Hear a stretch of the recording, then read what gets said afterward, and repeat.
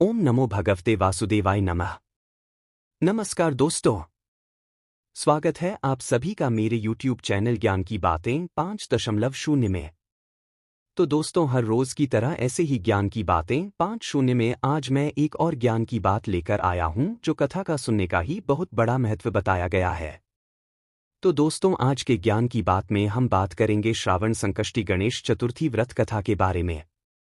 तो चलिए दोस्तों, ज्यादा समय न बिताते हुए शुरू करते हैं आज की कथा। तो अगर आप मेरे YouTube चैनल पर नए हैं तो कृपया करके जल्द से जल्द चैनल के लिए सब्सक्राइब करें और कमेंट करें, लाइक करें और शेयर करना ना भूलें। संकष्टी गणेश चतुर्थी व्रत प्रत्येक मास के कृष्ण पक्ष की चतुर्थी तिथि को किया जाता है।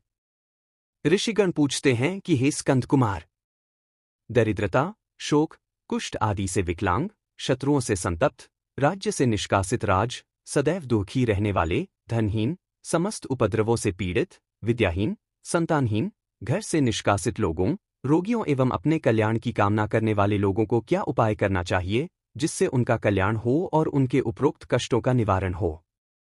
यदि आप कोई उपाय जानते हो तो मुझे उसे अवश्य बतलाइए। स्वामी कार्तिकेय जी ने कहा, हे ऋषियों, आपने जो प्रश्न किया है उसके निवारणार्थ मैं आप लोगों को एक शुभदायक फल बतलाता हूं, उसे सुनिए। इस व्रत के करने से पृथ्वी के समस्त प्राणी सभी संकटों से मुक्त हो जाते हैं। यह व्रतराज महापुण्यकारी एवं मानवों को सभी कार्यों में सफलता प्रदान करने वाला है। विशेषतया यदि इस व्रत को महिलाएं करें तो उन्हें संतान एवं सौभाग्य की वृद्धि होती है। श्रावण श्री गणेश संकष्टी चतुर्थी व्रत कथा। इस व्रत को धर्मराज युधिष्ठिर ने किया था। पूर्वकाल में राजच्युत होकर अपने भाइयों के साथ जब धर्मराज वन में चले गए थे तो उस वनवास काल में भगवान श्री कृष्ण ने उनसे कहा था। युधिष्ठिर ने भगवान कृष्ण से अपने कष्टों के शमनार्थ जो प्रश्न किया था उस कथा को आप श्रवण कीजिए। युधिष्ठिर पूछते हैं कि हे पुरुषोत्तम, ऐसा कौन सा उपाय है जिससे हम वर्तमान संकटों से मुक्त हो सके? हे गदाधर, आप सर्वज्ञ हैं। हम लोगों को आगे अब किसी प्रकार का कष्ट न भुगतना पड़े, ऐसा उपाय बतलाइए। स्कंद कुमार जी कहते हैं कि जब धैर्यवान युधिष्ठिर विनम्र भाव से हाथ जोड़कर बारंबार अपने कष्टों के निवारण का उपाय पूछने लगे तो भगवान श्री कृष्ण ने कहा कि हे राजन, संपूर्ण कामनाओं को पूर्ण करने वाला एक बहुत बड़ा गुप्त व्रत है। हे युधिष्ठिर, इस व्रत के संबंध में मैंने आज तक किसी को नहीं बतलाया है। युधिष्ठिर पूछते हैं कि हे पुरुषोत्तम, ऐसा कौन सा उपाय है जिससे हम वर्तमान संकटों से मुक्त हो सके? हे गदाधर, आप सर्वज्ञ हैं। हम लोगों को आगे अब किसी प्रकार का कष्ट न भुगतना पड़े, ऐसा उपाय बतलाइए। स्कंद कुमार जी कहते हैं कि जब धैर्यवान युधिष्ठिर विनम्र भाव से हाथ जोड़कर बारंबार अपने कष्टों के निवारण का उपाय पूछने लगे तो भगवान श्री कृष्ण ने कहा कि हे राजन, संपूर्ण कामनाओं को पूर्ण करने वाला एक बहुत बड़ा गुप्त व्रत है। हे युधिष्ठिर, इस व्रत के संबंध में मैंने आज तक किसी को नहीं बतलाया है। गणेश जी को उसी क्षण प्रकट देखकर पार्वती जी ने पूछा कि मैंने कठोर, दुर्लभ एवं लोमहर्षक तपस्या की किंतु अपने प्रिय भगवान शिव को प्राप्त न कर सकी। वह कष्ट विनाशक दिव्य व्रत जिसे नारद जी ने कहा है और जो आपका ही व्रत है, उस प्राचीन व्रत के तत्व को आप मुझसे कहिए। पार्वती जी की बात सुनकर तत्कालीन सिद्धिदाता गणेश जी उस कष्टनाशक शुभदायक व्रत का प्रेम से वर्णन करने लगे। गणेश जी ने कहा, हे अचल सुते, अत्यंत पुण्यकारी एवं समस्त कष्टनाशक व्रत को कीजिए। इसके करने से आपकी सभी आकांक्षाएं पूर्ण होगी और जो व्यक्ति इस व्रत को करेंगे उन्हें भी सफलता मिलेगी।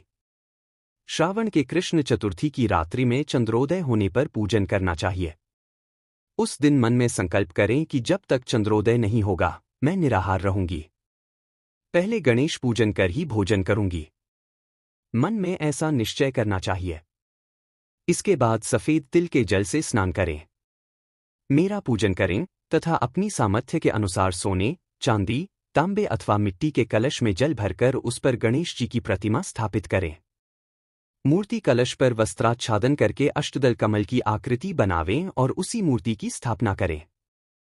तत्पश्चात षोडशोपचार विधि से भक्ति पूर्वक पूजन करें।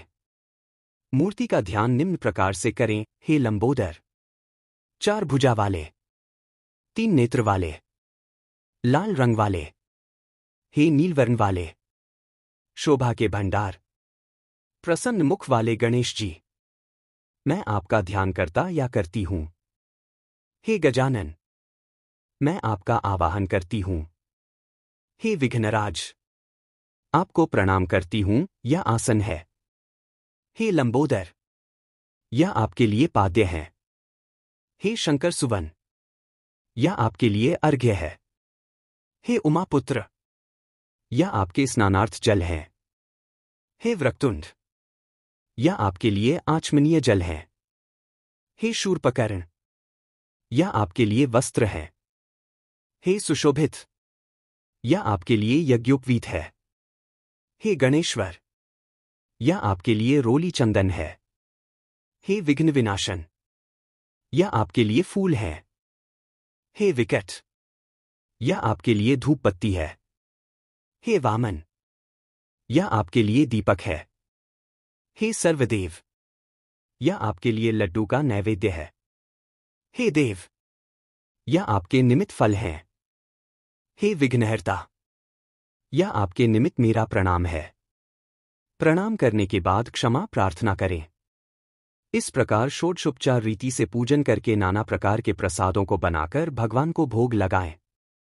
हे देवी, शुद्ध देशी घी में 15 लड्डू बनाएं। सर्वप्रथम भगवान को लड्डू अर्पित करके उसमें से 5 ब्राह्मणों को दे दें। अपनों सामर्थ्य के अनुसार दक्षिण देकर चंद्रोदय होने पर भक्तिभाव से अर्घ्य देवें। तदंतर 5 लड्डू का स्वयं भोजन करें। फिर हे देवी, तुम सब तिथियों में सर्वोत्तम हो, गणेश जी की परम प्रियतमा हो। हे चतुर्थी, हमारे द्वारा प्रदत्त अर्घ्य को ग्रहण करो, तुम्हें प्रणाम है। निम्न प्रकार से चंद्रमा को अर्घ्य प्रदान करें। क्षीर सागर से उत्पन्न हे लक्ष्मी के भाई, हे निशाकर, रोहिणी सहित हे शशि, मेरे दिए हुए अर्घ्य को ग्रहण कीजिए। गणेश जी को इस प्रकार प्रणाम करें। हे लंबोदर, आप संपूर्ण इच्छाओं को पूर्ण करने वाले हैं, आपको प्रणाम है। हे समस्त विघ्नों के नाशक, आप मेरी अभिलाषाओं को पूर्ण करें। तत्पश्चात ब्राह्मण की प्रार्थना करें। हे दिव्यराज, आपको नमस्कार है, आप साक्षात देव स्वरूप हैं। गणेश जी प्रसन्नता के लिए हम आपको लड्डू समर्पित कर रहे हैं। आप हम दोनों का उद्धार करने के लिए दक्षिणा सहित इन 5 लड्डुओं को स्वीकार करें। हम आपको नमस्कार करते हैं। इसके बाद ब्राह्मण भोजन कराकर गणेश जी से प्रार्थना करें। यदि इन सब कार्यों के करने को शक्ति न हो तो अपने भाई बंधुओं के साथ दही एवं पूजन में निवेदित पदार्थ का भोजन करें।